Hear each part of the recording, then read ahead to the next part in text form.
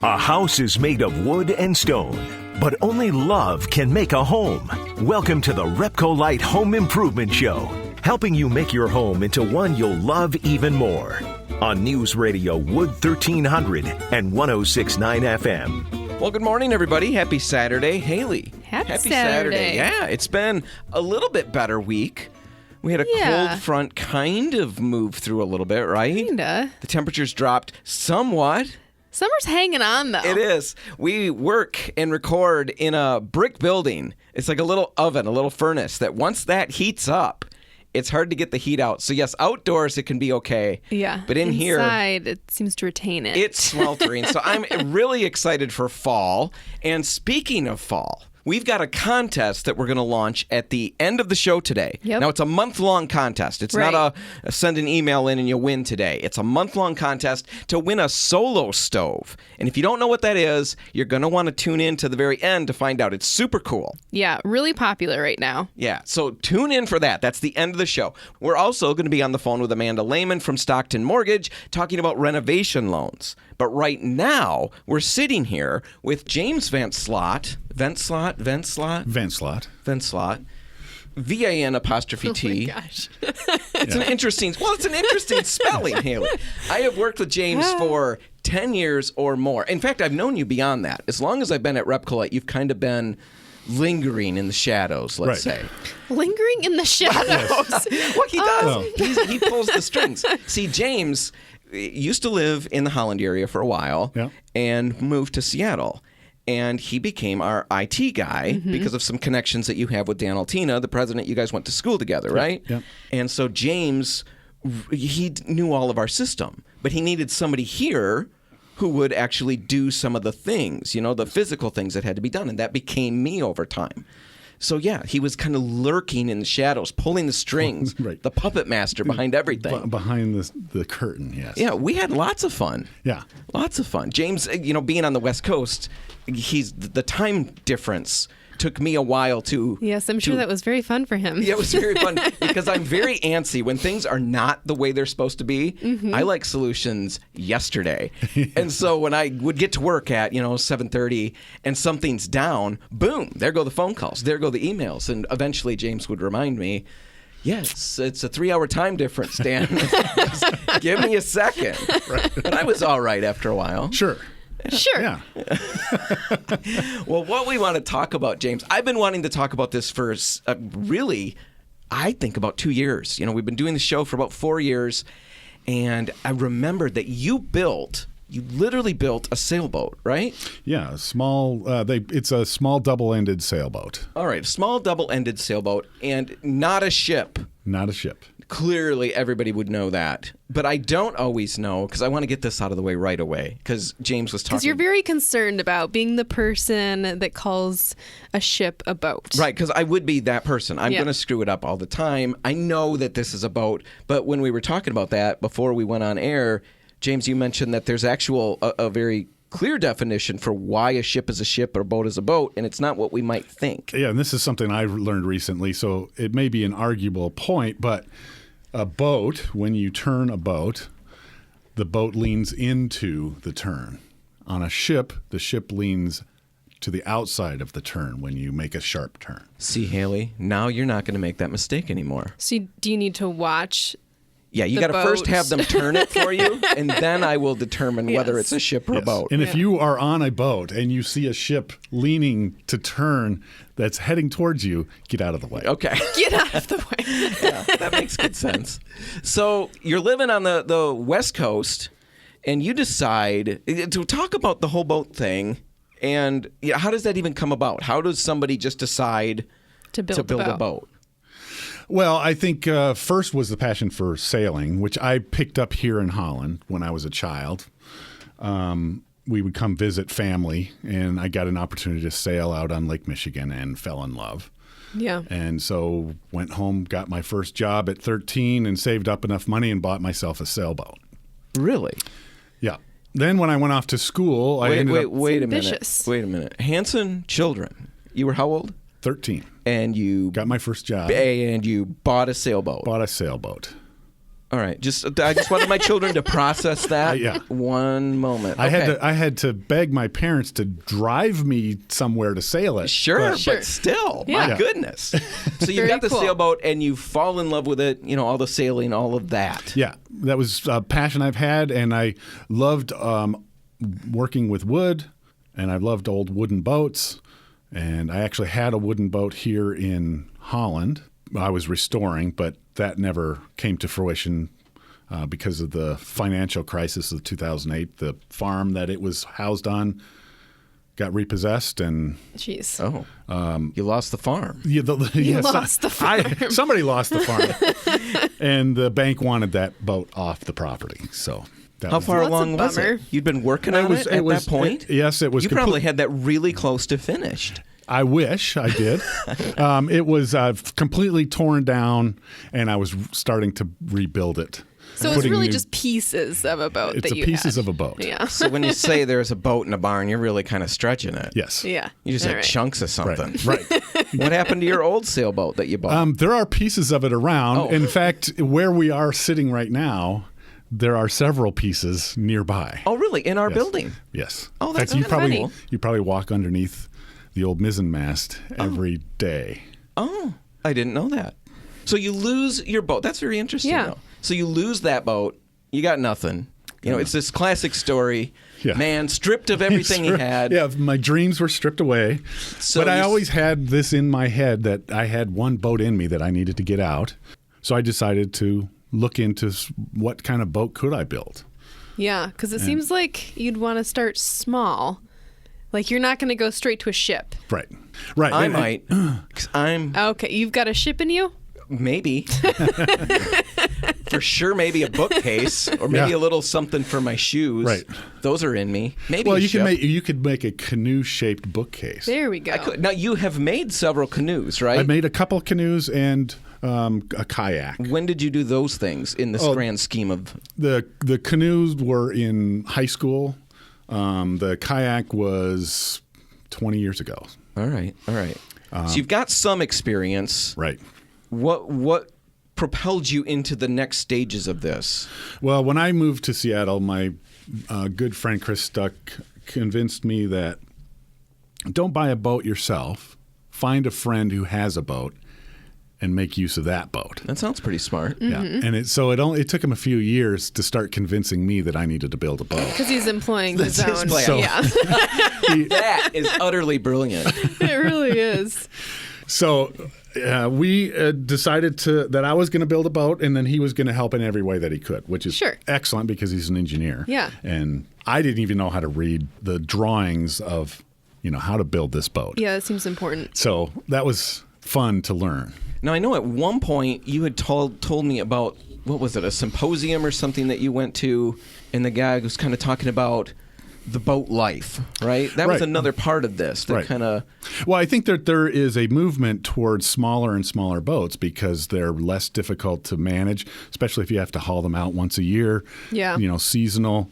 A small boat that's trailerable you can take camping with you. You can go cross country. You can explore lots of different places. Like a tiny house. Right. Yeah. Whereas if you have a larger boat, you have to transport that boat to whatever destination you're going. Oh, and just imagine what you got to do with a ship. Yeah.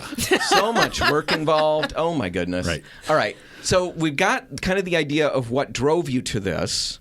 Now I want to talk about the actual project, but I think we're going to have to take a break right now. Can you hold with us? Sure. It's pretty hot in our studio right now. You can wait? Yes. The sweat is drizzling off of Yes. you. We're going to get a sponge and you can deal with that. Sponge. Yeah, I'll deal with myself, and everybody will be good. We'll be back after a break, and we'll talk about the actual process and some of the products that you used that really made it work. And spoiler alert, they're RepcoLite products, right? Spoiled. Right. Yeah, that's the fun part. Anyway, we'll be right back. Stay tuned. Helping you turn your house into your dream home. This is the RepcoLite Home Improvement Show, presented by Benjamin Moore on News Radio Wood 1300 and 106.9 FM. And we're back, and Haley and I are in the studio with James Fence Slot, a coworker now, right? Right. Yeah, you're part of the RepcoLite team. IT manager at RepcoLite. Still, you live right now on the West Coast, Yep. and you're still helping out. You're visiting right now, getting a few things in place, Right. system-wise. But we were talking last segment about a boat that you built, and we talked about why. You felt driven to build a boat. You loved sailing as a kid. You lived around here, around Holland, and around the lakes, and kind of got a taste for it. Now let's talk about the actual how, because as a listener, just me and you talking, I'm just blown away that you would jump into something like that. I'm going to build a bookcase. I spend some time mapping it out and figuring it out. Mm-hmm. That's just a bookcase, for heaven's sake. You're talking about a boat. Right. How did the whole thing work? Actually, the process. Well, I had to decide what to build. And so I looked at what I had, and what I had was a very small one-stall garage. Sure. And that was 18 foot 6 inches. Mm-hmm. So the maximum size boat turned out to be 18 foot 2 inches is what I settled on. The maximum Just I could enough room squeeze for you, yeah. and get the garage door closed. Sure. So I settled on a design called the Arctic Tern by Ian Oughtred, who's an interesting character in the Scottish Isles. And he does just beautiful designs, very traditional looking fishing boats in fishing sailboats, Sure. but with modern construction methods. Wow. And Well, so it sounds pretty. It is. And originally I had planned on this being a quick and dirty work boat that I was just going to beat up. The beaches in Puget Sound are not like they are here in Michigan with nice sandy beaches. They're barnacles and gravel, and you pull a boat up onto that and it takes a beating. But once I got into building this and seeing the design, you can't help but the perfectionist in you comes out because you see how beautiful this is as you're building it. And you're like, maybe I should spend a little bit more time sanding this or getting this shape just right. Well, you could spend a lifetime. Right. Yeah. It was supposed to be a 6-month build. It ended up being about 2 years. Yeah. That seems reasonable. 2-year project. I know I asked you, I guess I asked you, and I'm sure other people have asked you because you've mentioned it and talked about it this way, but people talk about you must be an expert then, or how do I, as just a regular person, jump into something like this? And you mentioned something about by the time you're done, you're an expert. Right. But I learned the hard way on some things, but it's as long as you enjoy the process, failure is not a big deal because it's a piece of wood that you can make again. Yeah. So I probably have parts for 3 boats. Well, it's good though. If something breaks, you have some parts laying around. So, but it's that whole, I'm not a perfectionist in any shape or form, but when you work with his designs, Ian Oughtred's designs, you want to do him justice. Yeah. Right. Yeah. It starts to reveal itself to you as you're building it, and it becomes more and more beautiful, and you just can't help. Well, I think that happens in so many different projects, home projects, anything we jump into like that. You just start to see what could be. Right. And a lot of the times the rush forward just to get it done becomes replaced by, wow, I've done better than I thought. Let's see what we can do. Right. My deadline was always, it'll be done in 6 weeks. That was a continuous 6 weeks. I know you chronicled the whole process online, right? Yeah. I've got a Google Photos album of it in reverse chronological order. So, and we'll link to that. Are you cool with that? Yeah. So if our listeners want to check out what you're talking about, we can link to that. Now, when you got things together, I mean, some of the big concerns, and it always happens. Paint is something you don't think about, or the coating, or whatever. You don't think about the importance of it. Right, but it's going to be literally preserving this thing once you're done. All this time and effort goes into it, and now you need to protect it and coat it, and you ended up using 2 different RepcoLite products that I'm aware of. I know you used our topside marine enamel, which is just a rebranding of our glow enamel. It's a urethane fortified, it's an oil-based paint, high gloss, super durable. Right. You use that for what parts of the boat? Topsides and the hull. So what you're dragging across the barnacles. Right. How did it hold up with that? It's been a few years now. I think I've had this boat for 5 years, and it looks terrific underneath that boat. Very cool. I was surprised at how well that paint held up. That's hard stuff. It is. It can be used on a number of surfaces. I mean, it's something that homeowners can use, DIYers can use. It's used in shops, on equipment. Really, really high end. It's a single component, so there's no extra mixing to it. It's just shake it up, apply it like paint. Yeah. Pretty straightforward. You also used our spar varnish, Brightwork spar varnish. Right. I and love you've got that stories about that. Oh, yeah. That stuff is great. And everybody I've given a little sample to seems to love it. I think I'm now to the point after 5 years that I start to think about putting another coat on, but it still looks great. And so I have pushed it off another season. Well, it's like the ultimate test, I feel like, for a coating. Like, let's put it on a boat. That seems like it's really going to push the limits. And to hear that it's held up so well is really interesting. All my spars, all the Brightwork, all have that varnish on it, and it's held up super well. No, that's a product that's used all over the place. That's actually one of the, we've got a number of products that get shipped all over the country. Though the two that we talked about here are definitely shipped all over the place for people restoring classic boats and stuff like that. We've got a large following that goes back years and years and years. Every summer we're getting emails from New York and all over the place looking for those products so they can get another coat on their boats. Right. Boats. I don't even have to know how those turn to know that those are boats. So in the last little bit that we've got, some of the best things that you've experienced with the boat. Well, I tend to just, on a 3 o'clock in the afternoon on a beautiful day, I'll just haul the boat down to the water and go for a sail for a couple hours. And I happen to live right across from downtown Seattle, so the views that I sail through are just incredible. And it's just, that boat is a very seaworthy boat, and so I've gotten into some scary situations, and it's done extremely well. Like what? Scary like what?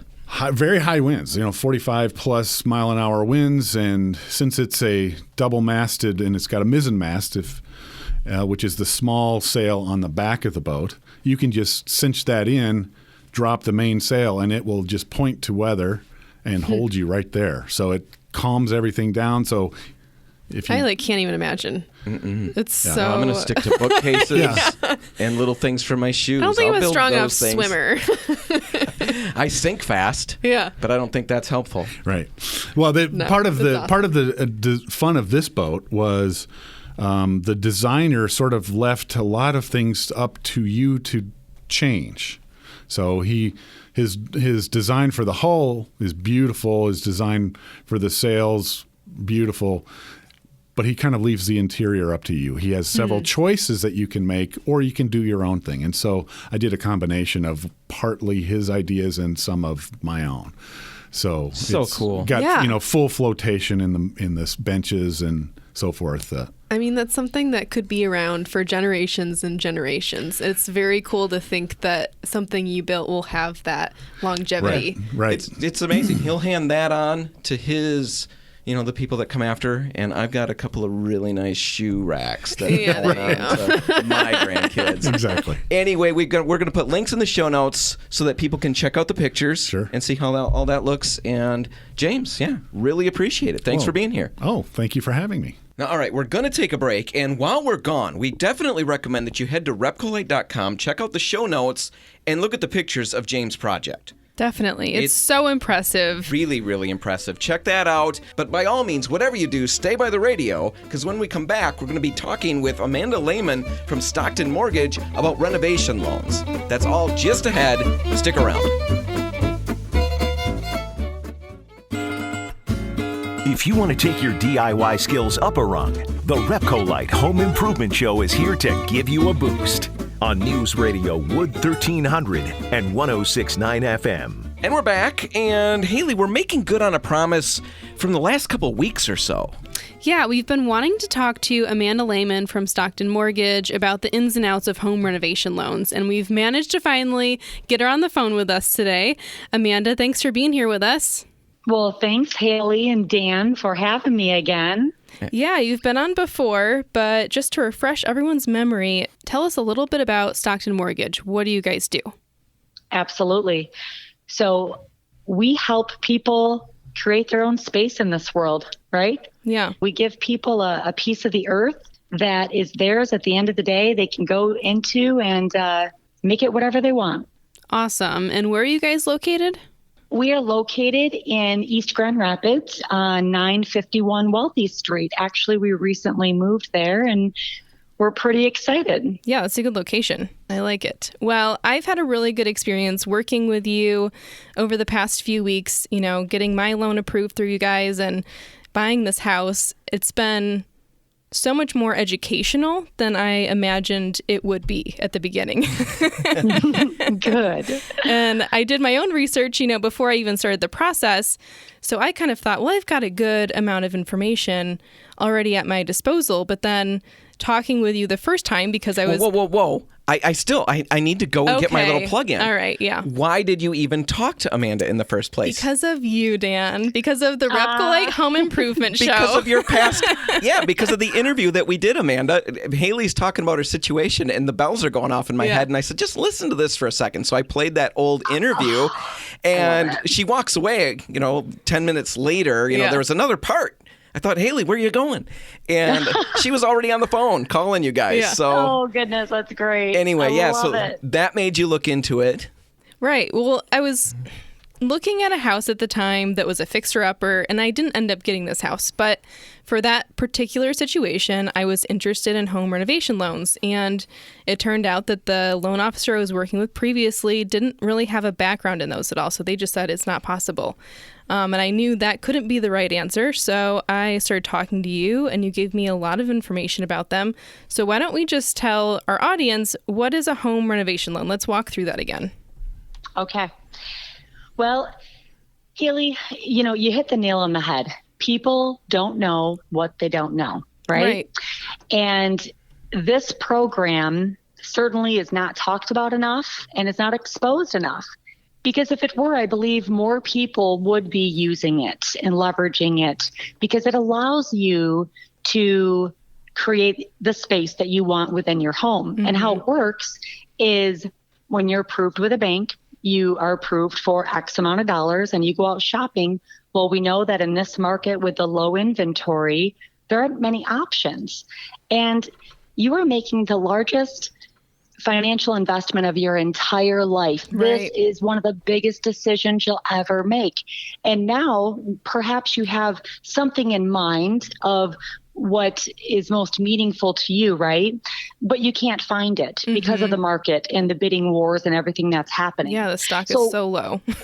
Yes. And so when we take a step back and talk about what is renovation financing, it is the ability to go in and choose a home that has the brick and mortar, perhaps just the location that you want, the big, beautiful tree in the backyard, the school district, without picking it apart because maybe it doesn't have enough bedrooms. Maybe it doesn't have a finished basement. Perhaps it's outdated. Maybe it's a foreclosure and it just is in poor condition, right? Right. So this particular loan allows you to be able to finance all of the repairs into the loan itself, and you stay with the same low down payment option that you chose in the beginning, whether it's putting 3.5% down or 5%. So track with me here. Basically, what you would do then is if you were looking at a $300,000 loan, if you were approved up to $300,000, right, then you'd go shopping essentially for something underneath that because you want to have your renovation budget, right? So perhaps you find a $200,000 house and you walk in and you're like, man, I would buy this house, but I just don't like the way that it's configured. I don't like the kitchen's outdated, it's old, or it needs new windows. I'm really concerned. I don't have the cash to put into it, right? Right, especially in this market where you're putting all of your money into buying the house with, things like appraisal gaps and, the down payment by itself. But I think in this specific situation, it makes so much sense to build that loan for the home renovation into your mortgage. It's perfect. And it opened up so many possibilities when I was looking that I wouldn't have been able to consider before because I just thought, well, in this market, I can't afford to buy a fixer-upper. we're spending all of the money.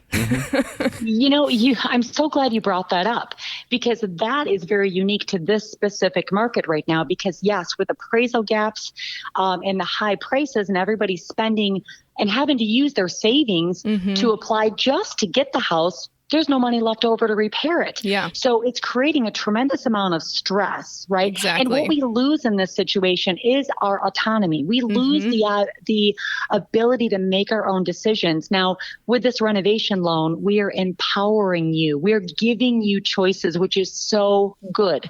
So you're able to go in, make those renovations that you want, have it financed in, and none of the work has to be done before close.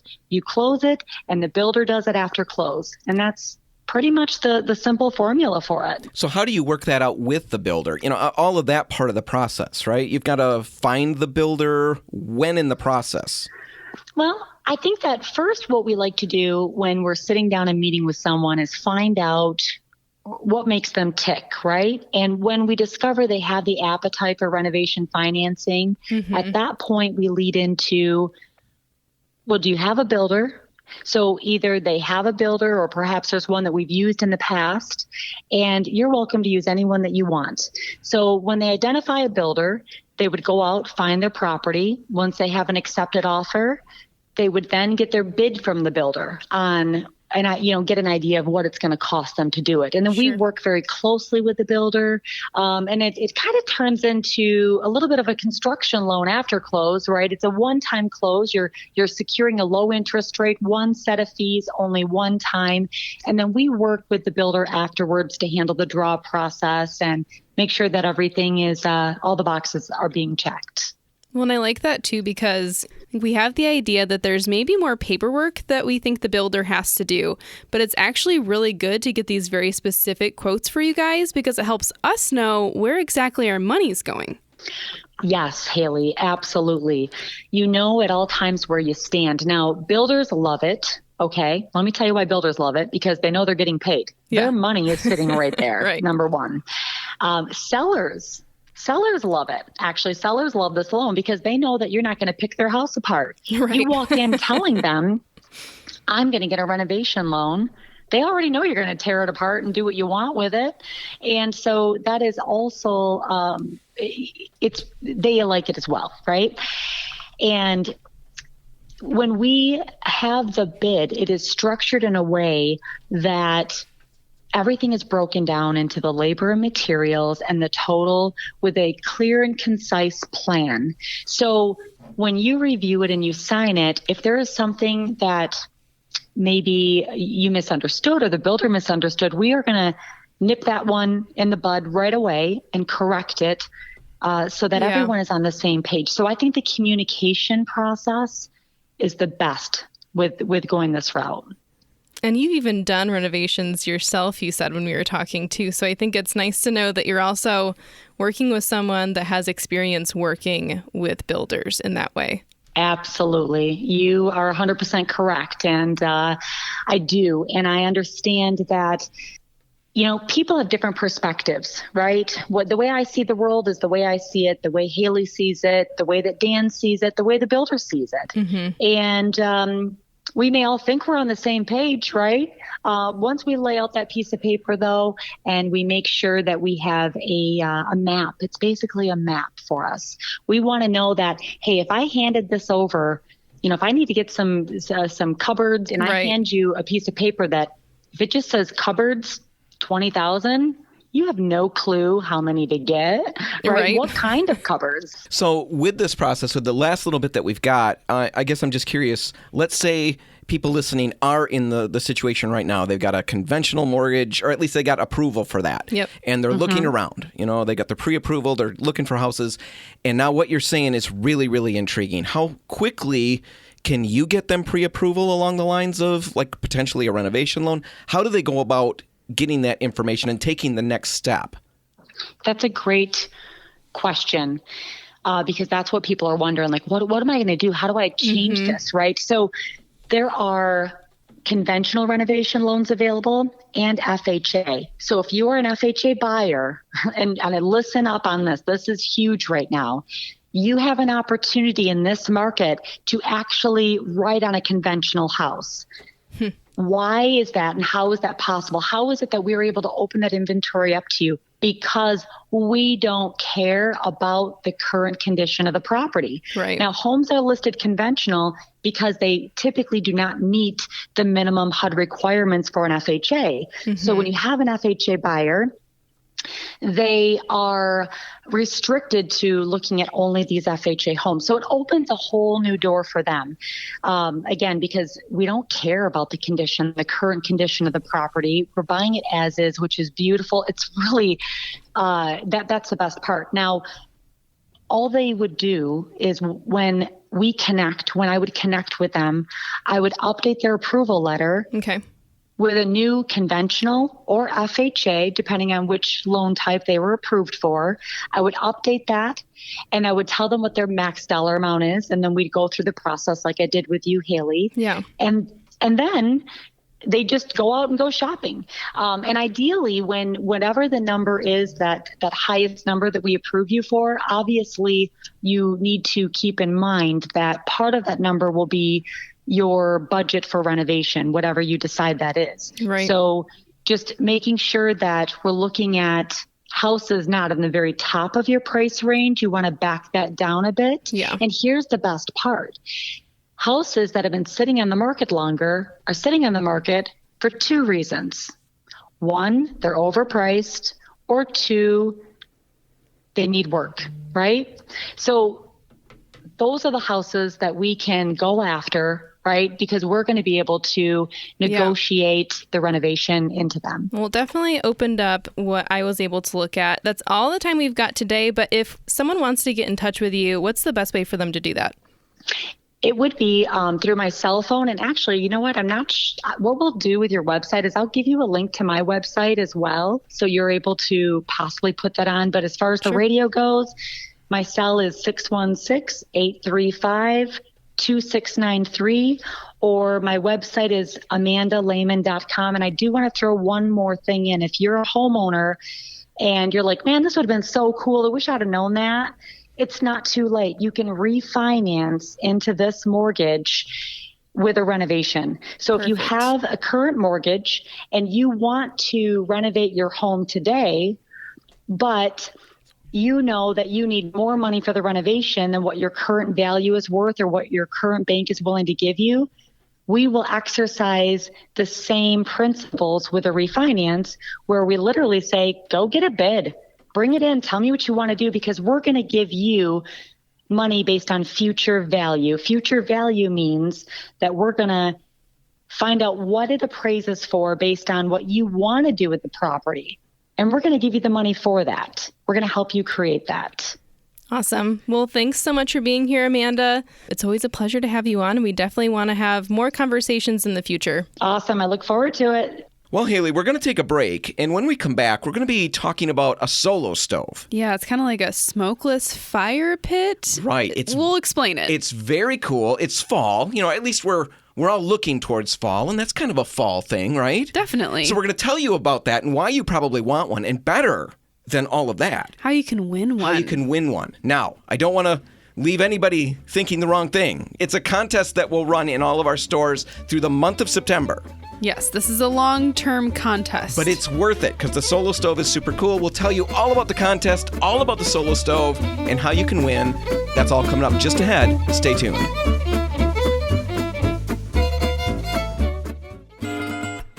If you want to take your DIY skills up a rung, the RepcoLite Home Improvement Show is here to give you a boost on News Radio Wood 1300 and 106.9 FM. Well, Haley, fall is coming, and one of the standards of fall are the campfire things, right? Yeah. My kids I love a fire. See, I kind of do. I do, in theory. Oh, man, this is a groaner. I like campfires in theory. But Okay. the smell of the smoke in the clothes. So the I don't kids mind wanna, it, but sometimes it's intense. I get it that. drives me nuts. So then everything's got to be washed. Yeah. It can't stay anywhere. Right. It's got to go straight into I the guess washing with machine. kids, 5 kids, that's a lot. Well, and I'm obnoxiously, nitpicky about stuff Sure. like that. Yeah. So I don't see the difference between watching a campfire on a TV and cooking a Stop s'more it. in a microwave, right? I know. That's like, I know it's blasphemy. Yeah. It's blasphemy. I do like the campfire thing, but the smoke does drive me nuts because I'm a smoke magnet on top of it all. where it's like blowing in your eyes No the matter entire where time. I go, I can move around and it follows me. So it's Yeah, always that's definitely the on most me. annoying part. Yeah. And so that's what we want to talk about right now. We mentioned at the start of the show that we're going to highlight a contest that we're launching today. Yes. You can go to the stores, any RepcoLite or Port City Paint store, and they will tell you about the contest and how you can get entered. We'll have a winner drawn on October 4. Yep. But So the a month from contest- today. Yeah, a month from today. And we'll tell you all that you'll need to do at the end of this segment. But we want to tell you what you're going to win. And what we're raffling off or giving away to one lucky winner, random drawing, is a solo stove. And its big claim to fame is that it's a portable smokeless fire pit. Yeah. It has this interesting technology that has to do with its 360-degree airflow design. Really interesting. I'm not the best at explaining it. So So you're going to throw that to me? I'm going to let you explain it. All right. And then I'll celebrate it afterwards. Okay, good deal. So picture this. It's basically just under about 20 inches in diameter, the one that we're giving away. It's called which one is it? The Bonfire. Solo Yes. Stove Bonfire. You can go online and check it out. It's about 14 inches high. It's made of stainless steel, and it's a double-walled fire pit. All right, that's the big key here, and that gets to what Haley's talking about with that 360-degree airflow design.